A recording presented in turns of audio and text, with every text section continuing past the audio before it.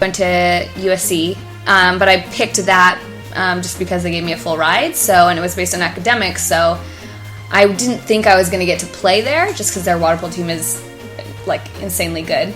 But in the end, my mom convinced me to just talk to the coach. So it feels like I've always been interested in the fitness industry, but so we have to go way back. I think where I got really interested in health and wellness is when I was younger, 7th grade. I feel like I'm meant to be in LA. I want to do more of the TV production side of things. I want to be in front of the camera as well. So I feel like LA is going to probably be where I move within the next few years. But then, I mean, I would be open to even going.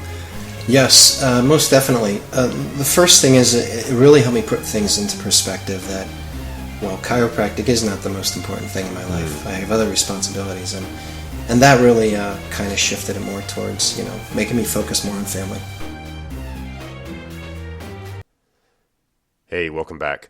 This is the second half of Bianca Waiton's interview. In this section, this half, she goes over, what she eats, the rock star athlete that she is, and how she crushes people in the workouts, and also some of the best advice she's ever given me. So here it is. Enjoy the show. Speaking of great advice, you have given me some of the greatest advice ever, and it was around coffee shops. Oh yeah, so, I love coffee shops. How did this come about? That was some of the best advice ever. Don't get an office, just go to coffee shops. And I was like, coffee shops? That's weird hanging out in a coffee shop. You're like, no, that's what you're supposed to do. So how'd that come about? Just by need, or you just start doing it, or what?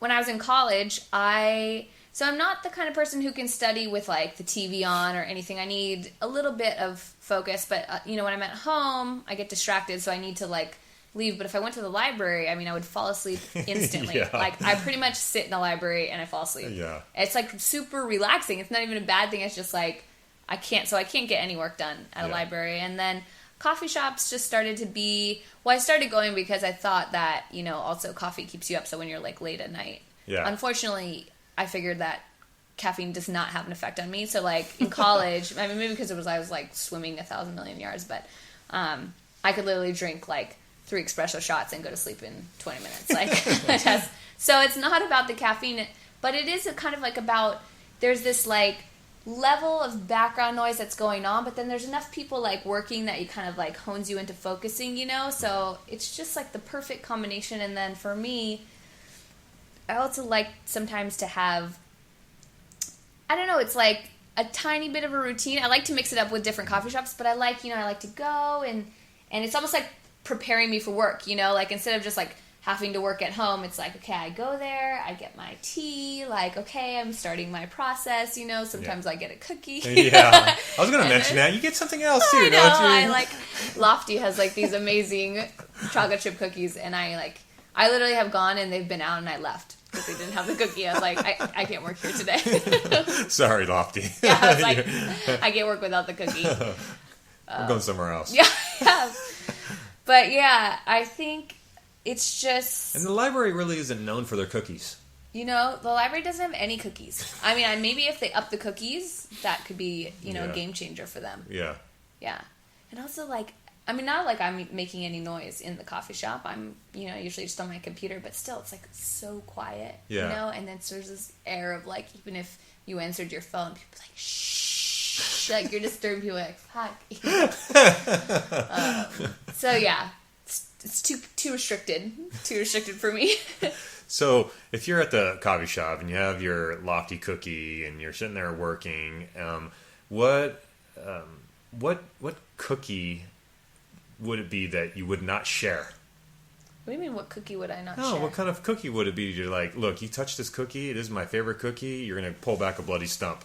So you got a favorite cookie that you're like, no way, I'm not...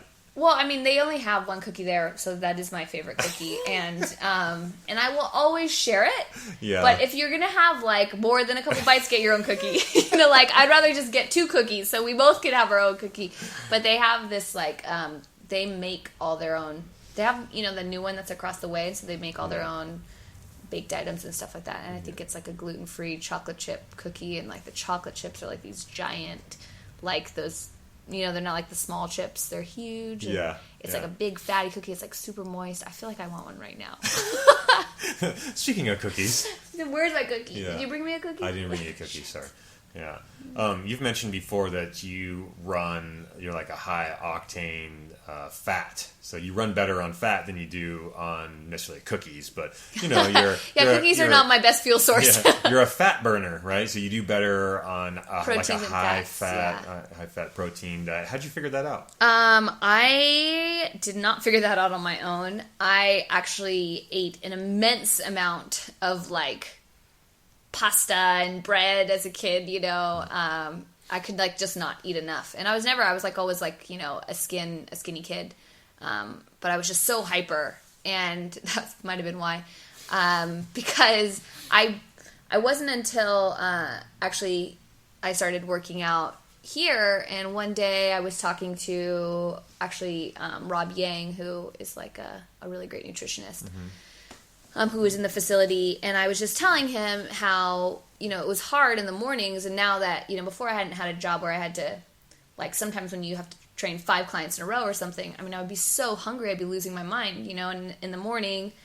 So I used to eat, like, a lot of cereal and oatmeal and stuff like that, and, if I had, I almost couldn't eat oatmeal, because if I ate oatmeal, I would be more hungry in, like, 30 minutes than if I hadn't eaten any meal. Like, I'd be starving, and he was like, I don't think you're eating enough fat and protein. And it was a huge, I really didn't know that much about nutrition at the time. And so it was like a huge eye opener for me. And then Jay knows a lot, and he kind of reinforced it. Like, I never used to like eggs or bacon. And he was like, you just need to try it. Like, let me just, and at first it was like choking down. I just didn't really like the taste of eggs. And like, but I'd have like eggs and bacon in the morning, and I would feel great and be like totally, way more energized and full.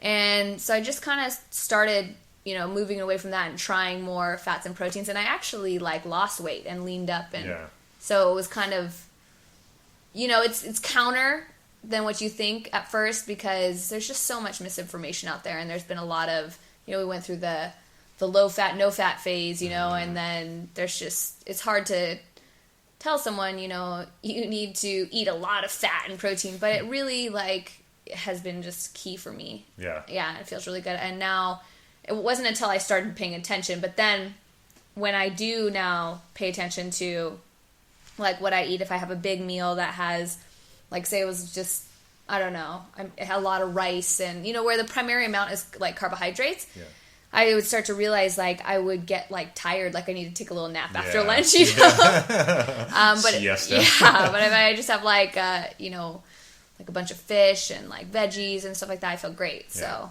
I wonder why you have to have a siesta after rice and beans and tortilla and horchata. Yeah. I don't get it. I don't understand. I don't understand. I know. Burritos are awesome too.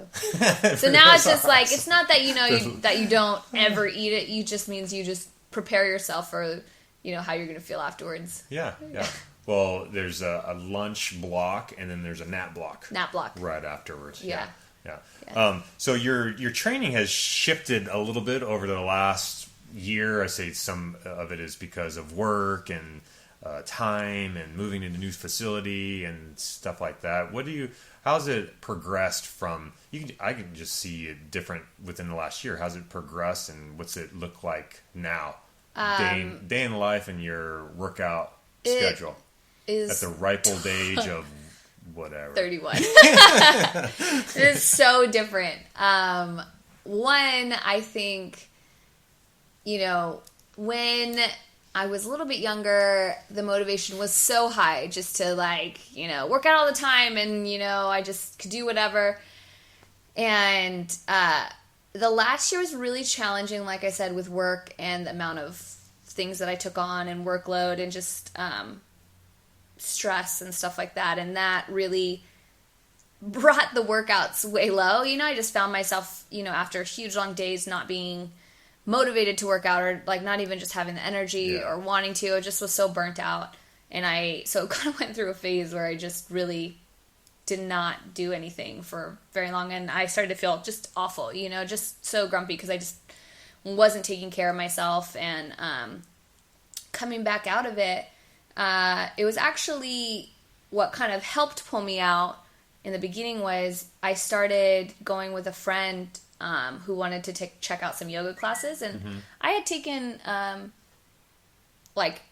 couple yoga classes over the years, and it would be like, I always liked it, but I just never really got into it. It would just be, one class, and then 6 months later I would take another class. Yeah. And I don't know if it was just, having an outlet that was outside of work that I didn't have to, it was almost like taking time away from what I was doing. And, I was not a coach. It was just anonymous. I could just check out my brain. And, it ended up being... Check out your brain? Yeah, just check out, You said that in one whole sentence. Yeah. Not have to... My brain would check out.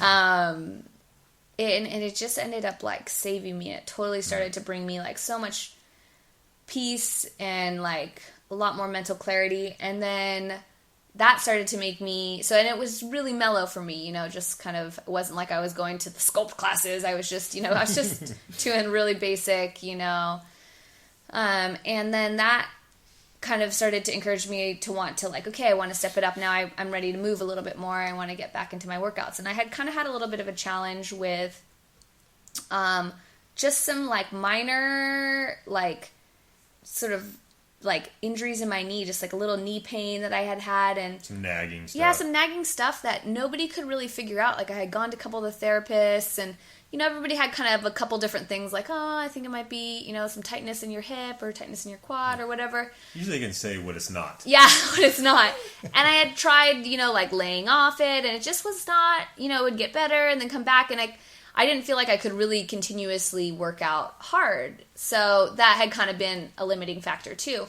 So as I was coming into this new phase of starting to feel better from, taking my time at yoga and wanting to work out again, I started actually taking your kettlebell classes, just hopping in here and there. Cause again, I still wasn't at the point where I was just wanted to motivate myself. And, and it actually started to really make my knee feel a lot better, and I could work out hard and it felt fine. And, I kind of already had the knowledge that I'm super quad dominant, and so I would try to do more hamstring stuff, but I think just the amount of posterior chain work that there is in kettlebell, and just it being such a part of every single workout, just was something that I super needed. And then lucky for me, I think it was just you kind of inspiring and just saying hey, what do you want to train for? And just saying that you'd love to train me, really, I was kind of okay, being able to flip for some, at some point and not be the coach and just be able to go back to being coached, which is something that I love so much. I've always loved being on a team and being coached, and I kind of forgot almost what that feels like. And it's just so much more motivating, to be able to just shut your brain off and learn and have someone else do all the watching and thinking for you. And it just was this whole new release and outlet for me. And even just starting out, doing a couple sessions a week with you was I felt just so good. And then building it up, and now I feel just it's such a crucial part, I feel of my day, and I don't even have to think about when am I going to work out, or what am I going to do. It's no, it's already there. It's exactly what everybody else trains, but coaches and trainers need that support too. Yeah. Coaches need coaches. Coaches need coaches. Everybody needs coaches. Right. So that has just, and I just have totally fallen in love with the kettlebell thing. It's made my body feel so good, and it's just definitely been the right thing for me. Mm-hmm. And I think it totally gives you so much more of an awareness of your body. And, I feel, even though I feel I'm doing way less than I've done at other points in my life, I feel like strong and healthy and really just happy with myself and in a really good mental place. And Yeah.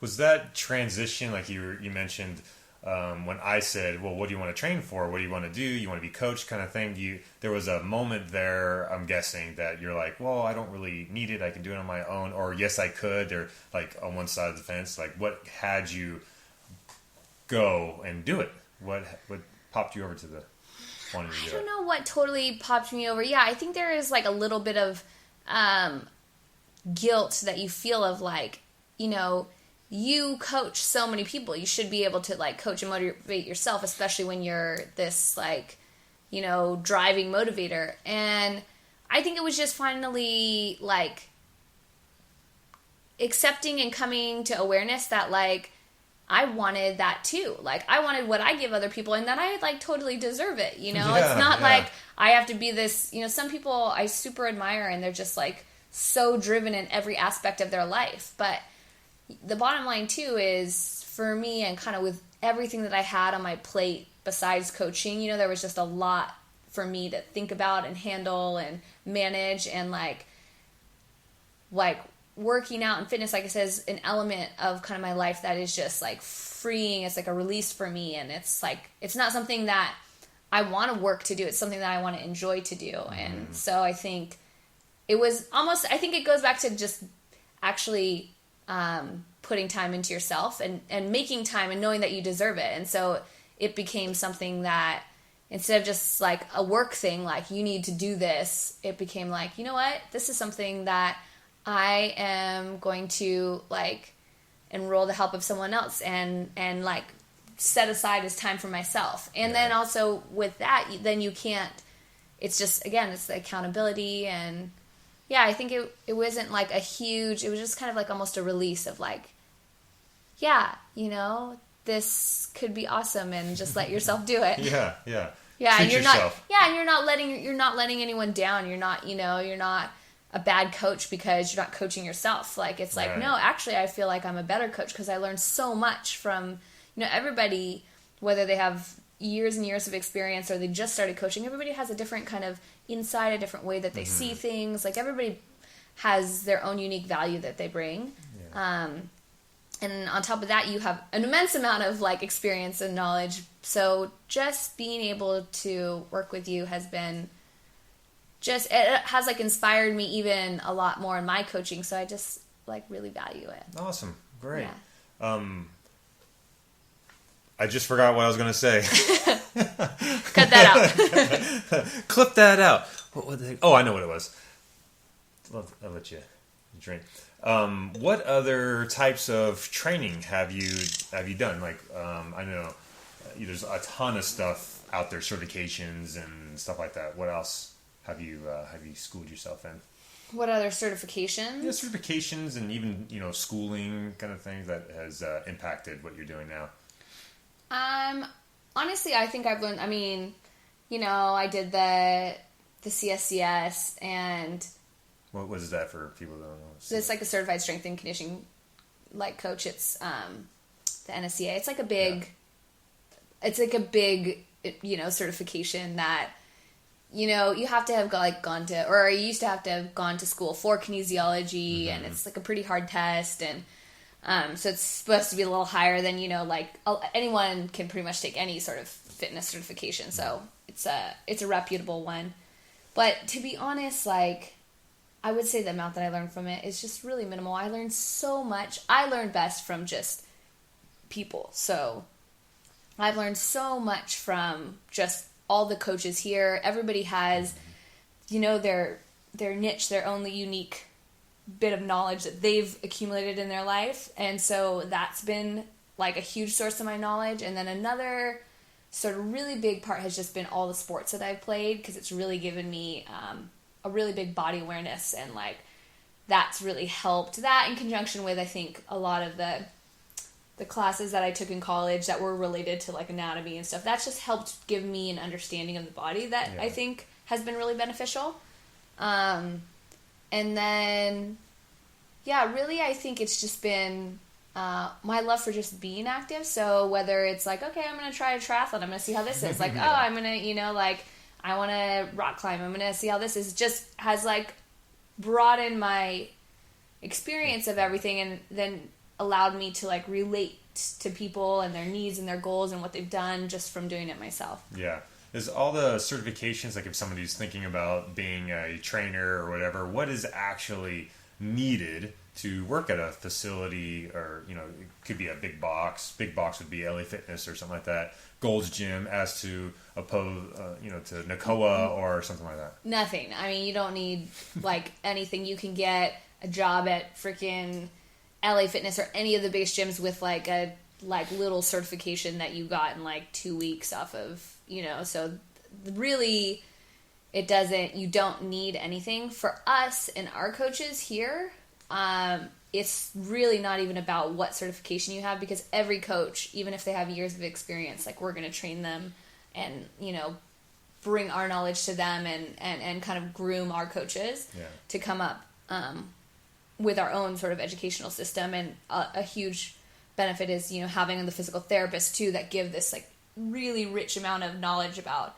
injuries and injury prevention and stuff, along with performance. So that's really cool. I think that the best thing you can do is really, you can get a certification, but I would say it's less about that and more about, the time you spend actually like on the field, doing like, it. Yeah, Mm-hmm. yeah, like and being coached yourself, because it's totally different when, even the pictures in the book of like, they have of different exercises and how to do them, and like, usually the pictures are from like the 80s, and like the cues are totally different, and I see it a lot. You see it all over. People with, terrible form who are coaches, and I think you just have to just always be open to growing and not kind of ever have a chip on your shoulder that like you have any high certification or that you're at any level and that you know everything. Like there's always someone who knows more than you, and like always kind of seeking that out of talking to people and like, what do you know? Like, what can I learn from you? That's what's going to make you a really good coach, being able to adapt and like constantly grow and learn. Yeah. Yeah, absolutely. Like on the court, I love learning from other people. Oh, and yeah. all their, different, aspects of chiropractic, surgeons, whatever. I'm just like, what do? You chop into somebody's head? And, tell me more about that. Yeah, totally. Well, what's two big, major areas in your life? Major areas of what? It could be family, religion, career. What's two big areas of your life? Like you would say number one, number two. I would say like one of the most kind of important thing to me in my life is just like my connection with the people that I love. So my community, and that means like my family, that means my husband, that means my mom, that means like my friends, and that's really intertwined. I would say probably the second biggest thing, but also connected with that is like Nakoa, and because it's so different. It's not just this job that I go to, like this is my community and what we've kind of created. It's challenging working with your husband, but at the same time, like it's like creating this dream and what's so unique, like everybody says the family, it really is like, coming to work where like you are so excited to see every single person, because it's like spending the day with your best friends. And I'm so excited. I literally every day like run across the floor and like jump on someone's back, because I'm just so happy to see them. And so I think that those two like values for me are really intertwined. So in my job, which is here, and that allows me to put so much energy into growing and working for it, and just hours and hours, but on the weekends and all the time, but it's also for my community and my connections with my friends and the people we're working with and stuff like that, which is what I value too. So I think it's like I'm getting to spend my life pursuing and creating more of what makes me happy. It's not just like not just a job. So it doesn't sound like there's a separation there. Yeah, there's not a big separation. Okay, well, that's the next question I was going to ask. What's the big audacious goal you have for each one of those? But it sounds like it's all one. So what's the like your big goal that is crazy out there? Like you don't know how it's going to happen. You don't know what to do next. What is that goal for 2016 for this year? I am really,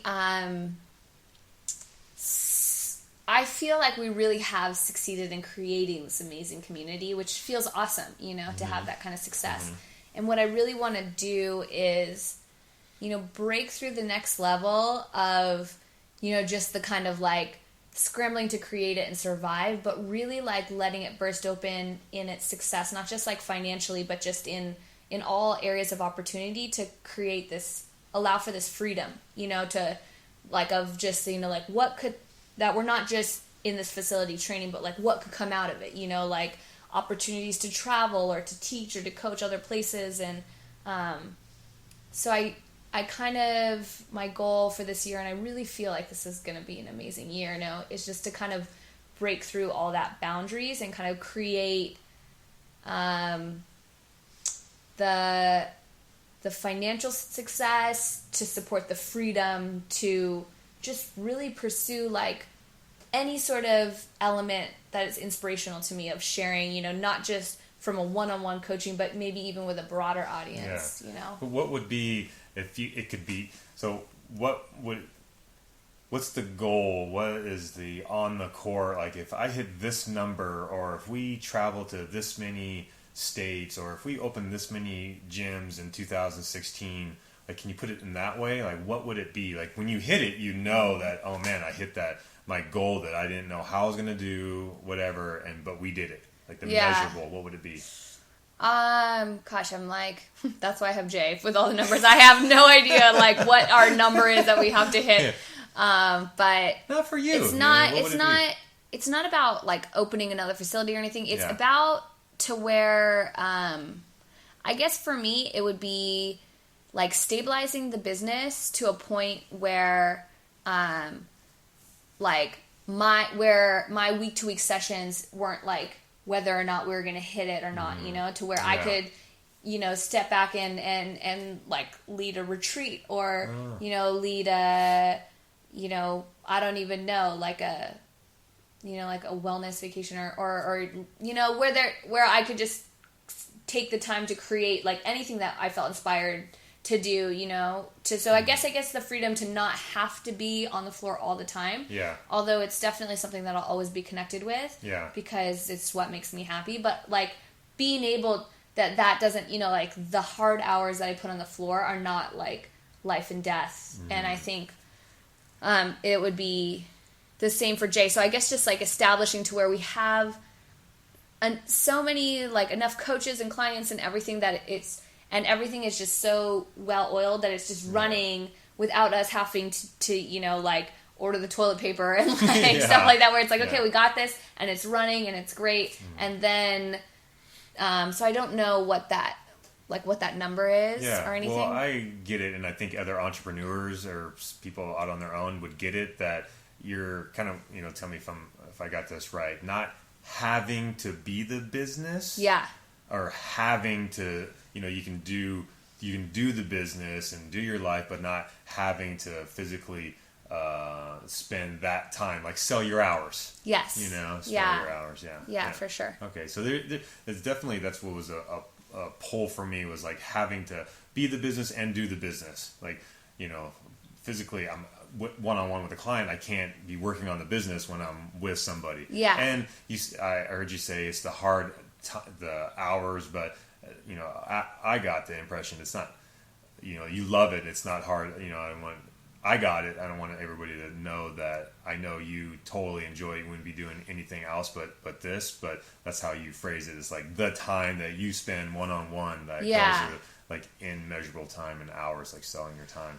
So, I think exactly what you said was it. Not having, like, I guess it's like, building it enough so that you don't have to be the business. Like the business that you've created is there, and you can step back from it and be in it. And then, so when you do step back from it, it allows you to say, like, to work on different areas that, you know, aren't going to get worked on by anyone, because, you know, everybody has their role. But if it's your business, then you're the one that grows it and sees, you know, the vision. So it's like, when you can step back from it, it's like, okay, now let's introduce this. And you need to be able to have the freedom and the time to do that. Yeah. So yeah, that's what, and I really, like, truly believe that this is, like, the year, you know? Yeah. For that, so.